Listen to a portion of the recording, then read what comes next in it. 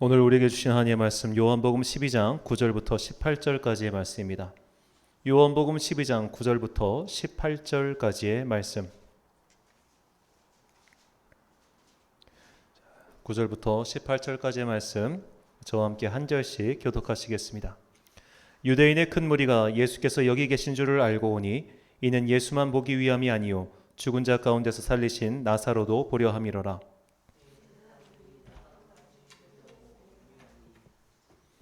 나사로 때문에 많은 유대인이 가서 예수를 믿음이로라.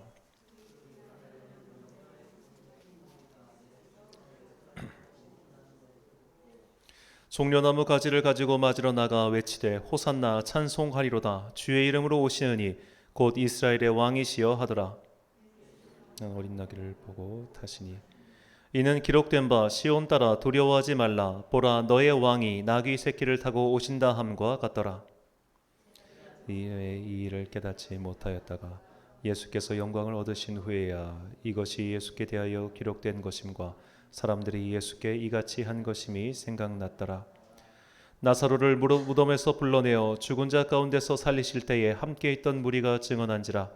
이에 무리가 예수를 맞으면 이 표적 행하심을 들었음이러라. 아멘. 비아 돌로로사란 제목으로 하나님의 말씀 선포하겠습니다. 이 고대 로마의 장군들은 이 전쟁에서 승리하고 나서 이제 다시 그 군대를 이끌고 로마로 돌아왔습니다. 이때 이 로마로 돌아오는 행사를 개선식이라고 부릅니다. 그러니까 승리하고 돌아왔다는 거죠. 이 개선식을 하기 바로 직전에 이제 그 당시에는 전선이 워낙 길어가지고 전쟁에 나가서 승리하고 돌아오는 데만 한 1년 걸렸어요.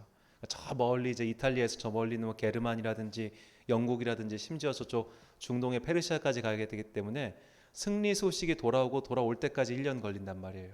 그러면 그 사이에 사람들이 뭐를 지었냐면 특히 큰 전쟁에서 이겼을 경우 그들이 개선 장군을 맞이하는 소위 개선문이라는 것을 만들었습니다. 그래서 이 개선 장군이 개선문을 통과해서 로마 시내 중심가로 들어가는 행사가 개선행렬, 개선식 행사였던 것이죠. 이 로마의 귀족들에게 이런 개선식을 치르는 것은 일생일대 최고의 영예였습니다. 그러니까 로마의 귀족들이 오를 수 있는 최고의 고위 관료직은 집정관이었는데 이 집정관의 임기가 1년이었습니다. 그러다 보니까 사실 고위 귀족이면 집정관을 다 돌아가면서 다 한 거예요. 근데 자기가 집정관을 하고 있을 때 외국과의 큰 전쟁이 일어나면 이 집정관이 최고 군사 지도자였기 때문에 그리고 그들은 최고 군사 지도자는 현장에 나가서 싸워야 한다고 생각했습니다. 그래서 자기가 직접 군대를 이끌고 나가서 싸우면은 그 기간 동안 집정관 임기를 연장을 해줬어요. 그래가지고 예를 들면 전쟁이 한 5년 동안 벌어진다. 그러면 집정관을 5년 동안 할 수 있는 겁니다. 그렇게 해서 5년에 걸친 전쟁의 승리에 돌아오면은 그때 그를 위해서 이렇게 개선문도 지어주고 개선식을 했던 것이죠. 자, 이 개선식을 얼마나 하고 싶었는지 예를 들어 그 율리우스 카이사르의 정치적인 라이벌이었던 폼페이우스는 자기가 저쪽 그 이스라엘 쪽에서 이 사람이 이제 팔레스타인 쪽에서 전쟁에 승리하고 돌아오는데 나를 위해 개선식을 해달라고 로마 바깥에서 1년 동안 머물면서 시위를 합니다. 나 개선식 해줄 때까지 안 들어가 그러면서. 그 정도로 이 개선식은 굉장히 큰 명예였죠. 그래서 그렇게 특히나 아주 큰 승리를 거두었을 때 그렇게 해서 지었던 개선문들이 지금 로마에 3개가 남아있는데 이것이 티투스의 개선문, 세베루스의 개선문, 그리고 우리가 잘 아는 콘스탄티누스의 개선문입니다. 이 로마 시내에 있는 이 3대 개선문이라 불리는데 이 중 가장 오래된 것이 티투스의 개선문이죠. 이 티투스의 개선문을 통과해서 로마 시내로 쭉 들어가다 보면 나오는 게 바로 그 유명한 콜로세움입니다. 이 콜로세움 바로 앞에 이 콘스탄티누스의 개선문이 있어요. 크기는 티투스의 개선문보다 좀 더 큽니다. 자, 오늘날 현대 로마에서 이 티투스의 개선문을 통과해서 콜로세움, 이 포로 로마눔이라고 하는 로마시 중앙까지 걷는 길을 비아 사크라라고 해요. 사크라는 성스럽다는 뜻인데 이 현대의 도로 지명입니다. 예를 들어 이제 저희 교회가 위치한 곳은 서부대로 348인데 이런 식으로 길명인 거죠. 티투스의 개선문에서부터 콜로세움이라고 하는 그 화려한 길까지 가는 곳이 바로 비아 사크라, 소위 말해 성스러운 길이라는 겁니다. 그렇다면 왜 이 길이 성스러운 길이었을까요? 그 당시 사람들은 이렇게 큰 업적을 거둔 영웅을 그냥 사람으로 보지 않았습니다. 그는 위대한 존재일 뿐만 아니라 신적인 업적을 거둔, 즉 어떤 신의 피가 흐르는 특별한 존재라고 생각했던 것이죠. 그렇게 성스러워지는 길이 바로 이 개선문을 통과하는 영화로운 길이다라고 생각한 겁니다. 자, 이 개선문을 통과해서 로마 중앙으로 가는 길이 얼마나 많은 사람들에게 영감을 줬는지 이 세계의 유수한 독재자들이 이런 개선문들을 자기네 집안 뜰에도 세우기 시작하죠. 가장 유명한 개선문 중 하나가 파리의 에뚜알 개선문입니다. 이 에뚜알 개선문은 나폴레옹이 만든 개선문인데요. 본인이 설계를 하고 건축까지 했지만 완공은 보지 못하고 죽었죠. 그리고 이제 베를린에 있는 브란덴부르크 개선문인데 이 개선문은 독일의 프로이센 제국의 빌헬름 2세가 만든 개선문입니다. 그러니까 이제 우리 프로이센이 이만큼 잘 살게 되었다, 이런 일종의 과시용으로 만든 개선문이죠. 이 크기는 사실 에뚜알 개선문이 훨씬 큽니다. 이 에뚜알 개선문은 정말 가보면 뭐 이렇게 무식하게 크게 지었나 싶을 정도로 정말 대단한 크기를 자랑하죠. 높이가 죄송합니다. 높이가 50m에 폭이 45m나 됩니다. 근데 이것보다 더 큰 개선문이 이 한반도에 있습니다. 바로 평양에 있는 김일성 개선문입니다. 세계에서 가장 큰 개선문으로 높이 60m, 폭이 50m. 그러니까 이 프랑스에 있는 이 에뚜알 개선문보다 10m가 더 높아요. 그리고 이게 김일성 생일 70주년을 기념해서 만들어졌기 때문에 그 김일성께서 살아계신 날짜 수만큼 벽돌을 구워가지고 그 벽돌로 쌓아 올려서 만든 개선문이라고 합니다. 하여튼 뭐 이런 걸 좋아해요. 자, 이런 식으로 이 독재자들도 이런 비아 사크라를 참 좋아했습니다. 영화로운 길, 승리하는 길, 그리고 남들의 흠모를 받는 길이죠. 그리고 그런 식으로 해서 그런 건물을 지어놓으면 사람들이 전부 다 경탄을 했어요. 아, 정말 대단하구나. 우리 수령 영도자께서는 진짜 훌륭한 분이시구나. 우리 황제는 진짜 대단한 사람이구나. 이런 식으로 많은 사람들이 그 개선문을 바라보고 그 개선문의 주인공들에게 찬양과 박수를 보냈습니다.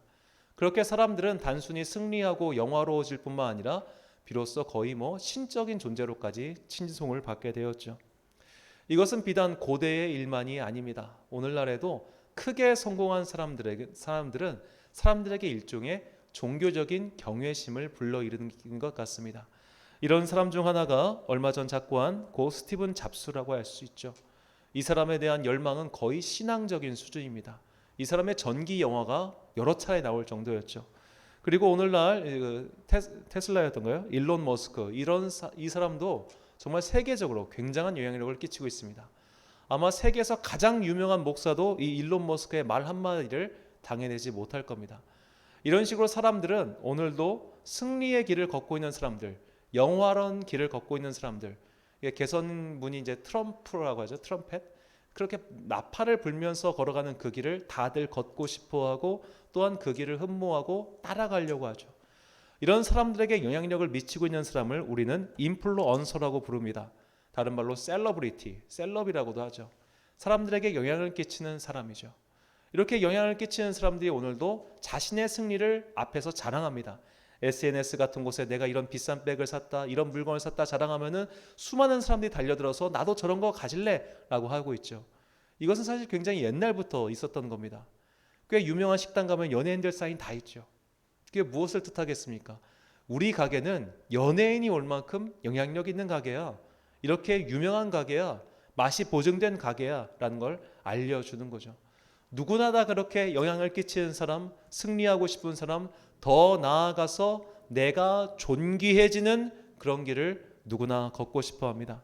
그 말인즉 누구나 다 아까 말했던 비아 사크라, 그런 성스러워지는 길을 걷고 싶어 하는 거죠. 이것이 세상의 모습이고 또한 우리의 솔직한 모습인지도 모르겠습니다. 그런데 이 길과는 전혀 다른 길을 건 사람이 있죠. 바로 예수님의 길입니다. 아까 말씀드렸다시피 이 비아 사크라가 티투스의 개선문에서 출발하는 것이라면 예수님께서 걸으셨던 길은 갈릴리 지방에서 출발하는 길이었습니다. 갈릴리 지방은 오늘날로 치면 굉장히 낙후된 촌동네였습니다. 그런데 그 낙후된 촌동네 안에서도 더 낙후된, 정말로 사람들이 이름도 모를 벽지가 바로 나사렛이었죠. 예수님의 고향입니다. 예수님은 정말로 아무 볼품도 없고 흠모할 만한 그런 모양새가 없는 분이었습니다. 그래서 그분의 길이 갈릴리에서 출발하죠. 그 길의 출발에 정말 많은 사람들이 함께 했을까요? 그 길은 되게 초라한 길, 볼품없는 길이었습니다. 그래서 그 길을 쭉 내려오시다가 드디어 오늘 본문에서 베다니에 도착하시죠. 그리고 예수님께서는 베다니에서 약 3km에서 5km 정도 떨어진 예루살렘으로 들어갈 준비를 하고 계십니다. 우리는 이 예수님의 마지막 예루살렘 입성이 앞서서 예수님께서 그 이전에 예루살렘에 가셨을 때 어떠한 취급을 받으셨는지를 볼 필요가 있습니다. 예수님의 예루살렘 방문기를 보면 예수님께서는 오늘 본문 이전에 총 3번 예루살렘을 방문하셨는데, 첫 번째 방문 때는 요한복음 2장으로 예수님께서 일으키시는 기적을 보고 사람들이 놀라는 이야기가 나오고, 두 번째 사건은 요한복음 5장에 나오는 베데스다 연못 사건입니다. 이 베데스다 치유 사건이 안식일에 일어났다고 해서 유대인들이 왜 당신은 안식일에 일하느냐 라며 예수님을 적대하기 시작하죠. 그리고 세 번째가 요한복음 10장에 나오는 솔로몬 행각 사건입니다. 예수님께서 이 솔로몬 행각에서 말씀을 전하셨는데 유대인들이 찾아와서 예수님을 막 비난하면서 돌로 치려고 했습니다. 그리고 오늘 본문이 바로 마지막 그 예수님의 입성을 다루고 있죠. 자, 이 장면을 한번 생각해 보십시오. 지금까지 3번 예루살렘에 갔습니다. 그런데 3번 다 결과가 안 좋았고 더군다나 점점 더 안 좋아지고 있습니다. 내가 걷는 길이 승리의 길, 영화로운 길이라면 마땅히 이 앞에 전망이 점점 더 좋아져야 할 텐데 예수님의 가는 길의 전망은 점점 더 나빠지고 있었다는 거예요. 어려운 상황에 처해 있었어요. 그 어려운 상황을 대하는 예수님의 마음이 있고 그와 반대되는 제자들의 마음이 있었습니다. 예수님의 마음은 지금 이 길이 점점 더 어려워지고 있구나, 이걸 직감하고 있는데 제자들은 정반대였어요. 왜 그러냐? 바로 이 베다니에서 나사로가 죽었다가 살아났기 때문입니다. 자, 예수님의 친구인 나사로는 죽었습니다. 분명히 죽었고 장례식도 치렀습니다. 유대인들이 장례를 며칠 동안 치렀다는 역사적인 증거는 없습니다만 유대 사람들은 기본적으로 이 40이라고 하는 숫자를 일종의 완성이라고 여겼습니다. 그래서 이 죽은 사람이 40일이 지나면 그 영혼이 비로소 땅을 떠나 하늘로 올라간다고 여겼습니다. 그 말인즉슨 장례 기간이 기본적으로 좀 길었다는 얘기겠죠. 그런데 나사로는 죽은 지 4일이 지났습니다. 이 말인즉슨 그를 아는 사람은 이미 그의 부고를 다 들었다는 겁니다. 그가 죽은지 모두 알고 있는데 예수님께서 나타나셔서 그를 살리셨어요. 그의 몸에서 이미 시체가 썩은 냄새가 날 정도였는데 그가 살아난 겁니다. 그런 놀라운 해외 토픽감의 뉴스를 들었으니 얼마나 많은 사람들이 몰려들었겠습니까? 그것이 오늘 본문 말씀입니다. 본문 9절 말씀 제가 읽겠습니다. 유대인의 큰 무리가 예수께서 여기 계신 줄을 알고 오니 이는 예수만 보기 위함이 아니요 죽은 자 가운데서 살리신 나사로도 보려 함이라. 아멘. 자, 예수님의 마음은 지금 점점 더 어려워지는 이 예루살렘 방문 상황 때문에 좀 힘든 상황인데 제자들은 반대였어요. 이제 사람이 살아났어요. 놀라운 기적이 일어났어요. 그럼 그때부터 어떤 마음이 들겠습니까? 이제 구름대와 같은 사람들이 우리와 함께해서 비로소 이 길이 승리의 길, 영화의 길이 되겠구나 라는 기대가 그들에게 있었던 것이죠. 이것은 마치 오늘날 어떤 교회에서 부흥 집회를 하다가 어떤 사람이 어떤 불치병 환자가 치유했다고 쳐요. 그러면 그 다음부터 성도들이 어떤 기대가 생기겠습니까? 이제 다음 주부터 이 소문이 널리 퍼져가지고 우리 교회에 구름대 같은 사람들이 몰려들겠구나 라는 기대를 충분히 할 수 있다는 거죠. 그런 식의 기대감이 예수님의 제자들에게 있었습니다. 자, 이제 예수님께서 드디어 베다니에서 출발해서 예루살렘으로 올라가십니다. 이때 예수님을 따르던 사람들이 승리의 환호성을 부르며 종려나무, 즉 올리브 나무 가지를 흔들었습니다. 이 올리브 나무 가지는 그 당시에 이제 전쟁에 큰 승리를 한 사람에게 쓰여주는 월계수 잎이었어요. 그래가지고 이 올리브 나무 자체가 어떤 승리를 상징하는 그런 것이었는데 그것을 막 흔들면서 호산나를 외친 겁니다. 자, 이렇게 개선 장군처럼 엄청난 환호를 받으며 승리의 길처럼 보이는 그 길을 걷고 있었던 예수님의 마음은 어떤 마음이었을까요? 다른 복음서는 이 당시 예수님의 마음을 우리에게 전해주고 있지 않지만 요한복음만 이때 예수님의 마음을 우리에게 알려주고 있습니다. 본문 요한복음 12장 27절 말씀입니다. 지금 내 마음이 괴로우니 무슨 말을 하리요? 아버지여 나를 구원하여 이때를 면하게 하여 주옵소서. 그러나 내가 이를 위하여 이때에 왔나이다. 아멘. 자, 이와 비슷한 말씀이 이제 겟세마네에서 기도하실 때 예수님의 기도 가운데 나오는데 요한복음만은 이 기도를 예루살렘 입성하실 때 기록해 두고 있습니다. 예수님께서 입성하실 때 기분 좋게 승리하는 마음으로 이제 내 인생 풀렸노라 그런 마음으로 입성하신 거냐 아니라 내가 지금 아프고 괴롭구나 라는 마음으로 입성하고 계십니다. 왜 그랬을까요? 사람들의 기대와 달리 사람들은 이제 예수님께서 승리의 길, 즉 비아 사크라의 길을 걷고 계시는구나 라고 생각했지만 예수님께서는 당신께서 걸어가실 길의 본질이 무엇인지 아셨던 겁니다. 내가 걸어가는 길은 너희들이 생각하는 그런 영화로운 길, 승리의 길이 아니라 비아 돌로로사, 고통과 고난의 길이야 라는 것을 말이죠. 이 비아 돌로로사는 라틴어로 이 고난의 길이라는 뜻인데 이는 원래 13세기 무렵에 예루살렘을 성지 순례하던 수도자들이 조성한 순례길을 뜻합니다. 약 400m가량의 길인데요. 헤롯의 공간에서부터 골고다 언덕까지 이르는 길입니다. 오늘날에는 거의 이제 아랍 출신 상인들이 다 이 양쪽에 상을 차려놔서 거의 뭐 도떼기 시장 같다고 하는데 이런 길이 옛날엔 있었고 지금은 사실 뭐 큰 의미는 없다고도 볼 수 있겠죠.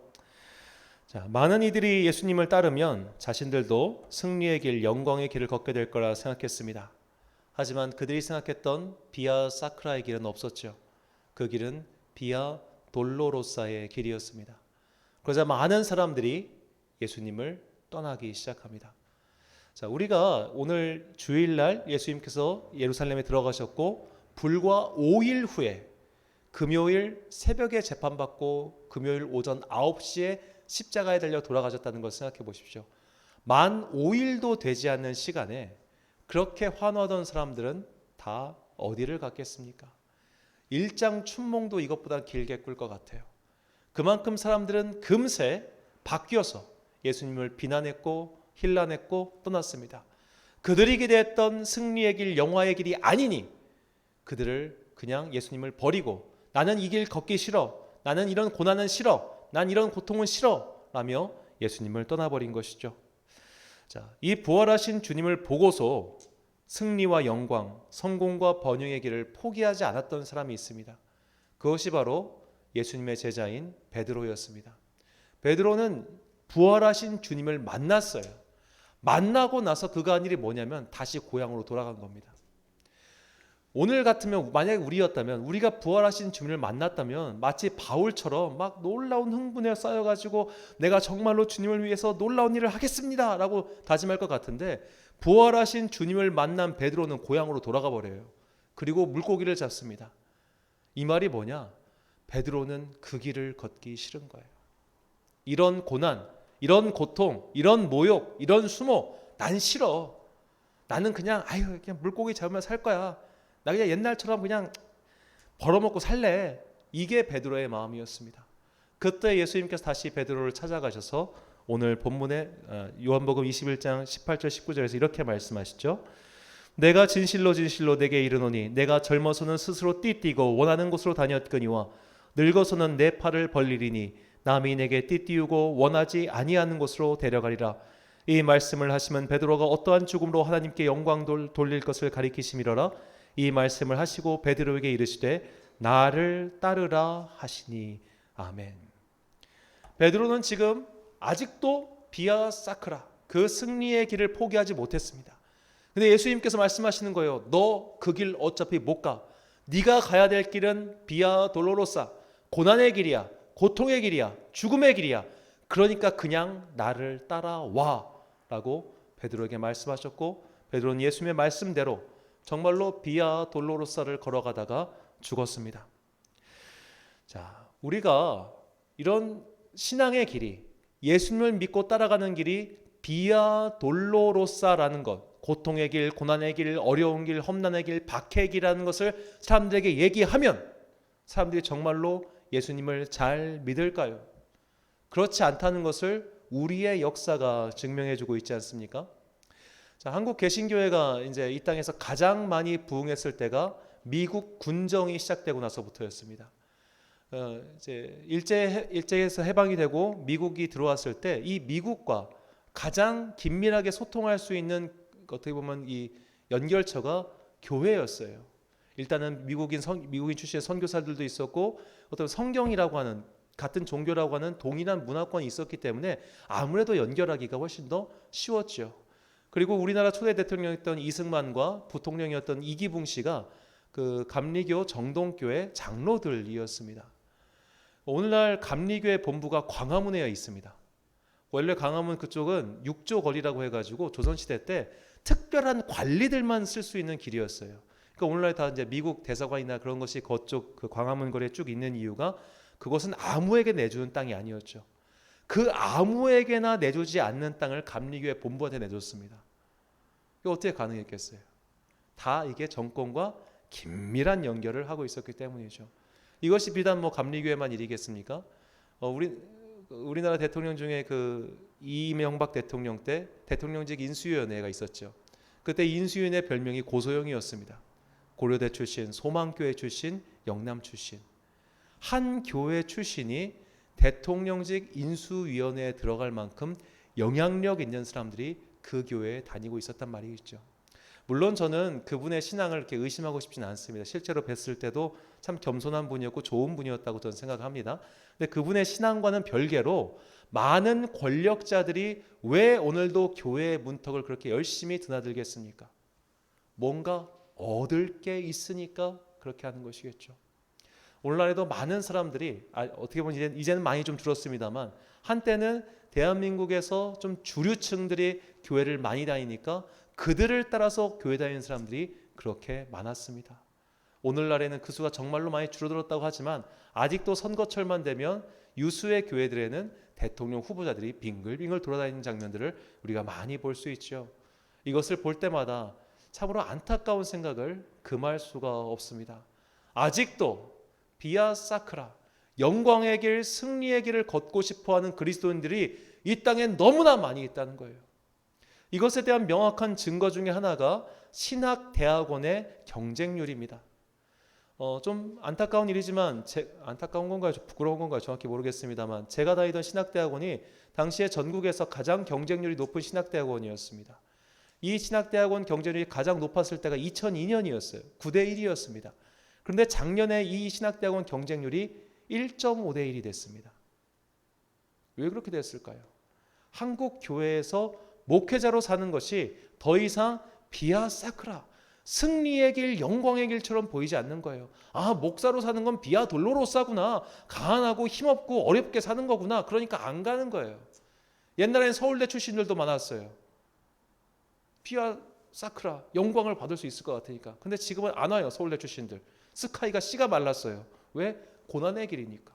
내가 굳이 좋은 대학 나와서 이걸 왜 가야 돼? 이런 사람들이 이제는 안 오기 시작하는 것이죠. 자, 우리가 걷는 신앙의 길이라고 하는 것은 승리의 길, 영화의 길, 그래가지고 마침내 내가 성스러워지는 그런 길이 아닙니다. 우리가 걷는 길은 예수님을 따라가는 길입니다. 예수님을 따라가는 길은 비아 돌로로사, 고통과 고난과 환난과 박해와 멸시와 시련과 모욕과 조롱이 가득한 길입니다. 오늘날 기독교인들이 오히려 이것을 절절히 체험하고 있죠. 교회 다닌다고 하면 누가 우리를 존대하게 바라보겠습니까? 누가 목사를 존대하게 바라보겠습니까? 정말로 멸시와 천대가 오히려 요즘이야말로 진짜 이것이 신앙생활이구나라는 걸 참 많이 느껴요. 얼마 전 기사를 보니까 이런 기사를 봤습니다. 한국 교회가 실제로 정말로 많은 사회활동과 봉사를 하고 있어요. 지금도 굉장히 많이 하고 있는데 신기하게 대중들은 한국 교회의 좋은 이야기는 하나도 안 듣는데요. 정말 놀라울 만큼 하나도 안 듣는데요. 그들이 기억한 한국교회의 모습은 반대자들, 뭐든 반대하고 시끄럽고 시위하고 이것만 기억한다는 거예요. 신기하죠? 어떻게 사람이 좋은 모습도 있고 나쁜 모습도 있는데 좋은 모습만 하나도 기억 안 하고 자기만 싫어하는 것만 기억할 수 있을까? 이 정도로 우리는 어떻게 보면 좀 이제 진짜로 이 악한 영들이 활개를 치고 있구나라는 생각이 들 정도로 신앙생활하기 힘든 그런 시대를 분명 우리는 살고 있습니다. 자, 그러다 보니까 이런 이 길이 고통의 길이구나라는 것을 직감한 사람들이 점점 더 교회를 떠나고 있죠. 자, 이런 상황에서 예수님께서는 오늘도 우리에게 묻고 계시는 겁니다. 너희는 나의 길이 성공의 길인 줄 알고 있느냐? 그러나 나의 길은 고난의 길이다. 그런데도 너희는 정말 나를 따라오려느냐라고 말이죠. 마가복음 10장 38절 말씀입니다. 예수께서 이르시되 너희는 너희가 구하는 것을 알지 못하는도다. 내가 마시는 잔을 너희가 마실 수 있으며 내가 받는 세례를 너희가 받을 수 있느냐. 아멘. 예수님을 믿는 길이 성공의 길이라 여겼던 이들은 모두 떠났습니다. 그러나 그 길이 고난의 길, 고통의 길이라는 것을 알면서도 끝까지 예수님을 따라갔던 사람들이 있습니다. 바로 사도 바울과 같은 이들입니다. 사도 바울과 같은 이들은 분명히 예수님을 믿는 길이 고난의 길이라는 것을 알고 있었습니다. 그럼에도 불구하고 바울은 끝까지 예수님의 길을 포기하지 않고 걸어갔습니다. 그렇게 걸어갈 수 있었던 이유가 무엇일까요? 바라보는 끝이 달랐기 때문입니다. 승리의 길을 바라보는 사람들의 바라보는 그 끝은 콜로세움이죠. 내가 높은 곳에 올라서 영화를 받는 것이 그들의 길의 목표라면 오늘 비아돌로로사 고난의 길을 걷는 사람들의 목표점이 어디겠습니까? 바로 십자가와 부활입니다. 그 부활을 바라보기에, 그 천국을 바라보기에 오늘 내가 이 현생에서 당하는 고난과 어려움을 견디면서 사는 사람, 그 사람들이 바로 그리스도인이라는 겁니다. 이 그리스도인의 길을 걸어가는 사람들이 오늘 우리인 것이죠. 우리는 비록 내 귀에 아무 소리가 들리지 않고 내 귀에 아무 증거가 보이지 않아도 주님께서 부르신 이 소명을 따라 끝까지 최선을 다하여 이 길을 걸어가야 됩니다. 고린도서 4장 18절 말씀 우리 함께 한 목소리 읽겠습니다. 시작. 우리가 주목하는 것은 보이는 것이 아니요 보이지 않는 것이니 보이는 것은 잠깐이요 보이지 않는 것은 영원함이라. 아멘.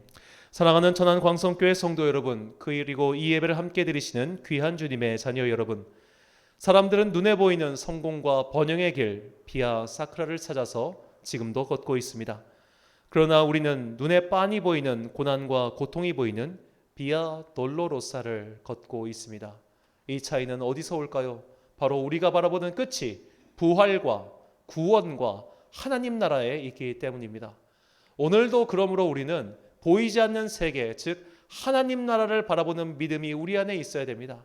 그때 비로소 우리는 이 길이 비록 고난의 길, 조롱의 길, 멸시받는 길, 어려운 길이라 할지라도 그 끝에서 우리를 기다리고 있는 구원의 열매를 바라보며 이 길을 걸어갈 수 있게 됩니다.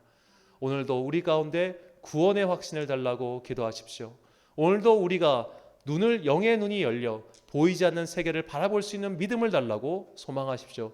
그때 비로소 우리는 비록 내가 걷는 이 믿음의 길이 어렵고 고난이 많다 할지라도 주님께서 우리의 생명을 부르시는 그날까지 쉬지 않고 이 길을 걸어가는 주님의 순례자가 될 수 있을 겁니다.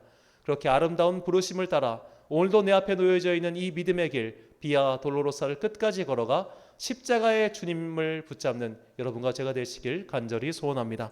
기도하겠습니다.